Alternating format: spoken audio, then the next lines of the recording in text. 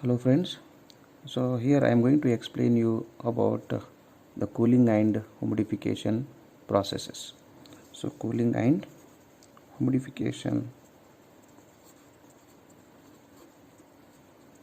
process. So cooling and humidification process is one type of air conditioning process. So to understand the concept clearly, the cooling and humidification, first you need to understand what is cooling and a representation of cooling process on psychrometric chart. Similarly, you need to understand humidification and representation of this process on psychrometric chart. So the representation and concept of sensible cooling and cooling both are same. So concept of cooling and humidification already we studied in the previous video lectures. So click on this link and understand what is the representation, change in properties of the air during cooling and humidification, so that this topic will become easy for you to understand. Now to understand cooling and humidification, first I will take one small simple sketch. Here is one sketch I have taken, one pipe. Here atmospheric air or air is flowing. So point number 1 here, so it is unsaturated air. So point number 1 is unsaturated air.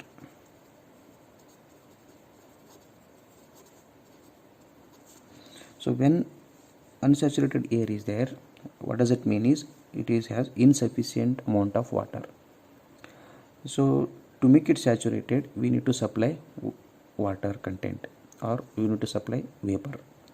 So supply of vapor or addition of vapor is humidification.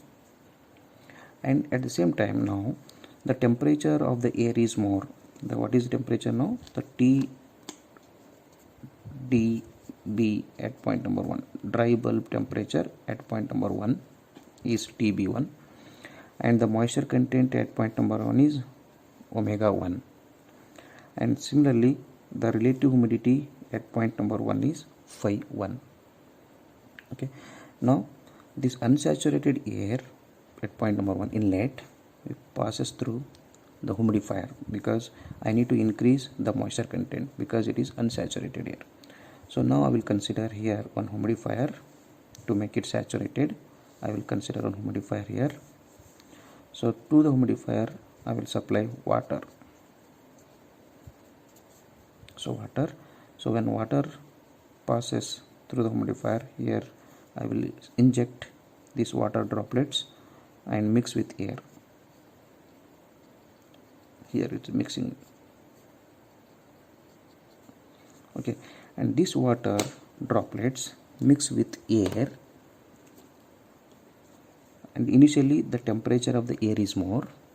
The temperature of the air is more than the water, and this high temperature air mix with water and cooling takes place. Here is the cooling. So simultaneously humidification is also there as well as cooling is also there. The temperature of the air is decreasing, and at the same time you are injecting water to the air because unsaturated air is here. So addition of water is called humidification, and decreasing the temperature of the air is called cooling. Now this unsaturated air absorbs water and it will become saturated at point number 2. Here it is, I will write saturated air. Okay, now what is the moisture content at point number 2? It is omega 2. And what is the temperature at point number 2? That is dry bulb temperature at point number 2, dB2 notation. And similarly the relative humidity is phi 2 in percentage. Now we will write the properties. In point number 1 is more or point number 2 is more, like that. So at point number 1 the temperature is more. So temperature, that is the dry bulb temperature at point number 1 is more than at point number 2, because it high temperature unsaturated air. And when mixed with water, cooling takes place. so temperature reduces. So in TD1 reduced to TDB2, I have written here. And initially at point number 1 the moisture content is less. For that reason only you are adding the water. If the moisture content is more, then no question of saying humidification. That will become dehumidification, removing of water vapor. So here at point number 1 the moisture content is less. You are adding the water and increasing the moisture content or water vapor inside the air, and it become outside. The air is coming outside. So point number 2 the water content is more than point number 1. Omega 2 will be more than omega 1. And the relative humidity depends upon the water vapor, and here water vapor is less. Obviously the value of phi 1 is less than phi 2. So phi 2 is more than phi 1, or phi 1 is less than phi 2, both are same. Okay, now these three properties we will represent on psychrometric chart. So I will take one psychrometric chart here.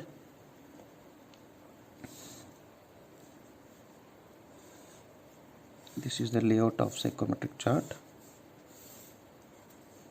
So in this layout, the horizontal line x-axis represent dry bulb temperature, and the vertical line indicates moisture content. Moisture content is nothing but, it is also called water vapor. Amount of water vapor in kg, 1 kg of air. That is what omega, the omega value. What is omega means? Amount of water vapor in 1 kg of air. It is also called specific humidity, or it is also called, one more word, relative ratio of humidity, or humidity ratio.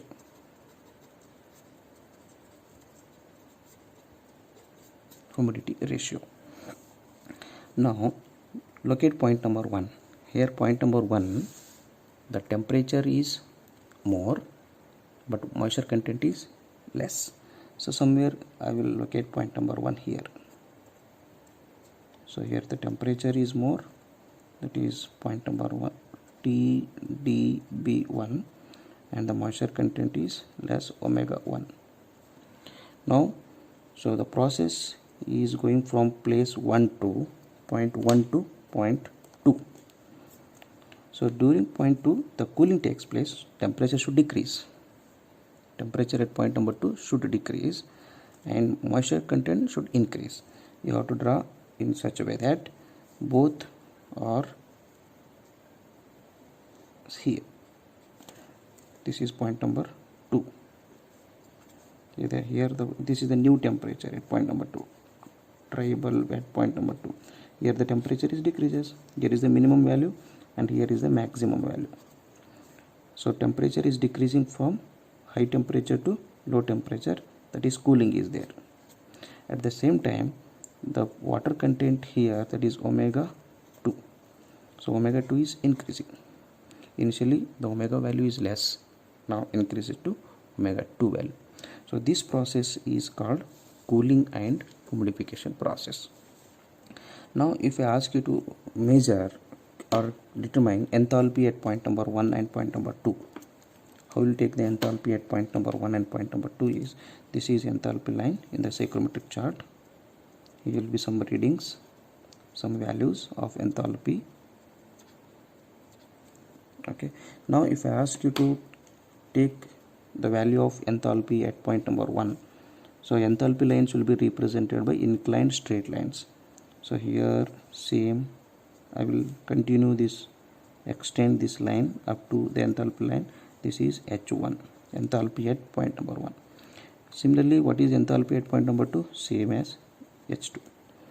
So during cooling and humidification process, during cooling and humidification, the enthalpy is also same. H1 is equal to H2. Okay, and if I ask you to calculate wet bulb temperature, this is wet bulb temperature line on the saturation line. So wet bulb temperature is also same. Here, for example, here the temperature is 70 degree. So at point number 2, the wet bulb temperature is 70, and point number 1 is also same. Now this is the representation of cooling and humidification process. So this will be asked for some 10 marks. It is also called evaporative cooling. This process is also called evaporative cooling.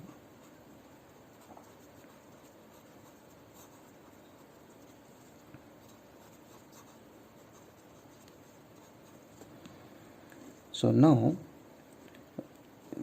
next topic we will discuss that new topic, that is called cooling and dehumidification process. The next topic is cooling and dehumidification process.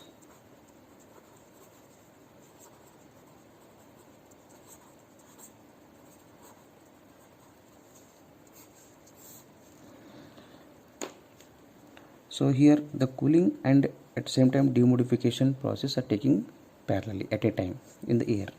As I told you in the previous video lectures, dehumidification and as well as humidification process will not be conducted practically. It is not possible. The reason is, so during the humidification as well as dehumidification process, it will be very difficult to maintain the temperature of the air constant, because during the process temperature of the air should be constant. So it is difficult to maintain the temperature of the air constant during the process. So that is the reason humidification and dehumidification will not be carried out separately, and always it could accompanied with either cooling or heating. If dehumidification process is accompanied with heating, the process called heating and dehumidification. Here we are accompanied with cooling, so this process is called cooling and dehumidification. So it is sensible cooling or cooling, both are same. Sensible heating or heating, both are same. Now cooling and dehumidification process, again we will discuss with one small sketch, one rough sketch I will draw.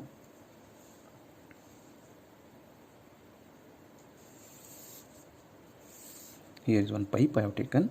Here this is the point number 1. Here air is flowing. Air is passing through the pipe. Now as the name indicates, it is cooling is there. So cooling takes place means the temperature of the air should be more first. Here dry bulb temperature TB1, and the water content is omega 1, and the relative humidity is phi 1. These are the three properties at inlet. Now to remove the water content, that is called dehumidification process. Here we need to cool the temperature of the air. Simultaneously you have to remove the water content. Here the water content at point number 1 is more. That is the reason you are doing dehumidification process. Now this high temperature and high moisture content air is passed to the evaporator cooling. Here one cooling arrangement is done. This is cooling coil. So into a cooling coil, one thing you need to remember is the temperature of the air, that is dry bulb temperature of the air, should be less than the dew point temperature. The reason is, so the moisture content in the atmospheric air will condense to liquid when the temperature of the air will become less than dew point temperature. Same concept I explained you in the dehumidification process, the previous lecture. So if you have any doubts, you click this link and understand the dehumidification process. So it will become easy for you people to understand here cooling and dehumidification.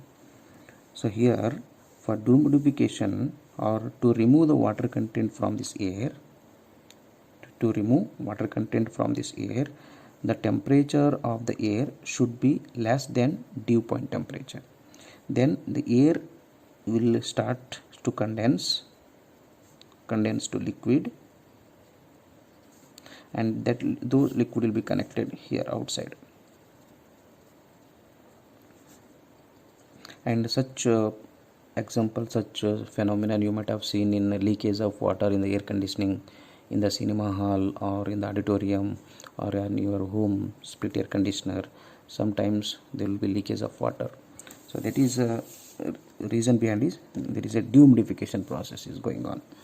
So at outlet, when all air, water vapor condensed to liquid, only the air will come outside.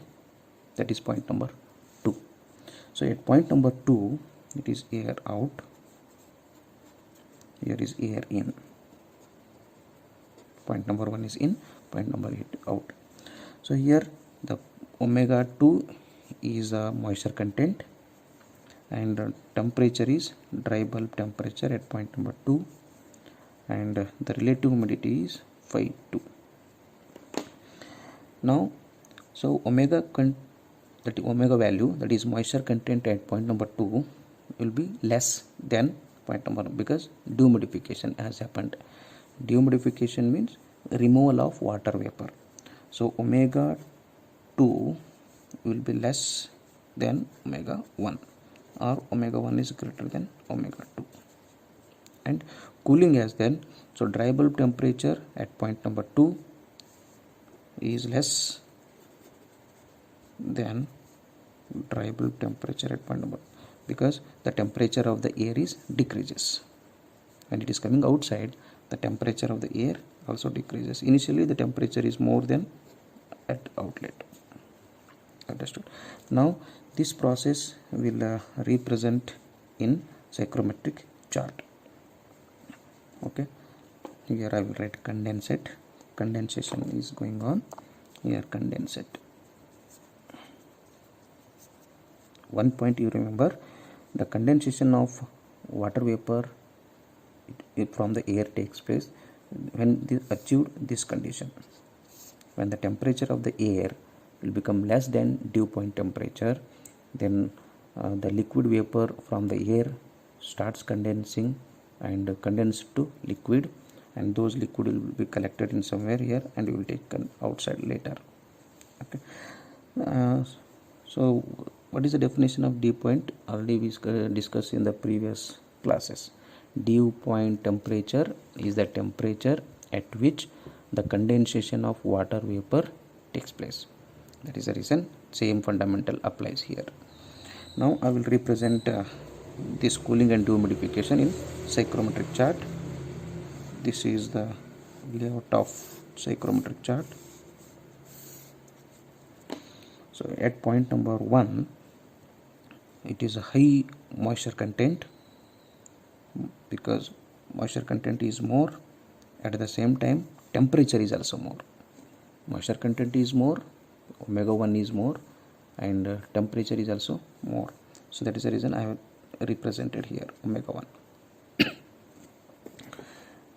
Temperature is more here. Dry bulb temperature at point number 1. Now the process starts from point number 1 to point number 2, that is cooling and dehumidification. So this cooling and dehumidification process will be represented by inclined line. So 1 to 2 cooling is there, that is dry bulb temperature at point number 2, that is cooling, increase. This is minimum value and here is maximum value. Here the temperature is more, the cooling takes place, temperature is less here, and here the omega value initially it is high, it is decreasing to lower value. So this is the representation of cooling and humidification process in psychrometric chart. So on the y-axis it is moisture content omega, and on the x-axis it is dry bulb temperature, and here enthalpy line will be represented.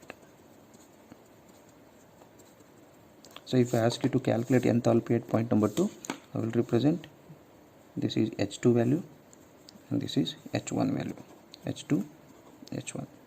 If I ask you to calculate amount of heat released during the cooling process, amount of heat released during cooling and during dehumidification, then Q, amount of heat released, Q is equal to m dot mass of air multiplied by H1 minus H2, highest enthalpy minus lowest enthalpy.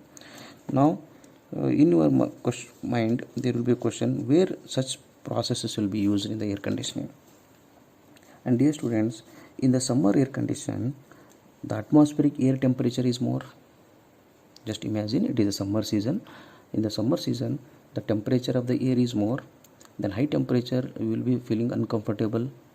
So we need to reduce the temperature.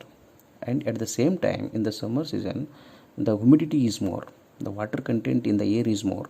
We need to remove the water vapor from the air. Same time, we will also reduce the temperature of the air. So this phenomenon will apply. Cooling and humidification will be necessary. So this is also called summer air conditioning process. Summer air conditioning process, because in the summer the temperature of the atmospheric air is more. In the high temperature, for example 40 degree 45 degree Celsius temperature, if it is there, we will feel uncomfortable, we cannot do our work properly. So we need the temperature of the atmosphere, surrounding temperature should be 25 to 27 degrees Celsius on an average. So reduce the temperature from 45 to 25, so cooling to be necessary. And in the summer season, moisture content in the air will be more, that is water vapor content will be more. So we need to remove the water content, so that is dehumidification we have to do. So cooling and dehumidification is necessary in the summer air conditioning processes. So this is the concept of cooling and dehumidification process. But same time in the winter air conditioning, which process will you apply? In the winter air conditioning, so in the winter atmospheric air temperature is less. In the winter air conditioning, here I will take, in the winter air conditioning, the temperature of the atmosphere air is less. Then low temperature will be feeling comfortable again. So the atmosphere temperature should be approximately 25 to 27. Understood? But in the winter, the temperature of the air is too less. That is 10 degrees Celsius or 12 degrees Celsius. It is uncomfortable for human beings. So to make it to 25 to 27, we need to heat. And at the same time, in the winter air conditioning, the moisture content in the air is less. So we need to do humidification. So in that case, in the winter air conditioning, we need to do heating and humidification. Heating and humidification process in the winter air conditioning. But here it is cooling and dehumidification in the summer air conditioning. So thank you so much for watching this video. In the next video lecture, we will discuss the adiabatic mixing of two fluids. So I will stop here. So take care. Bye bye.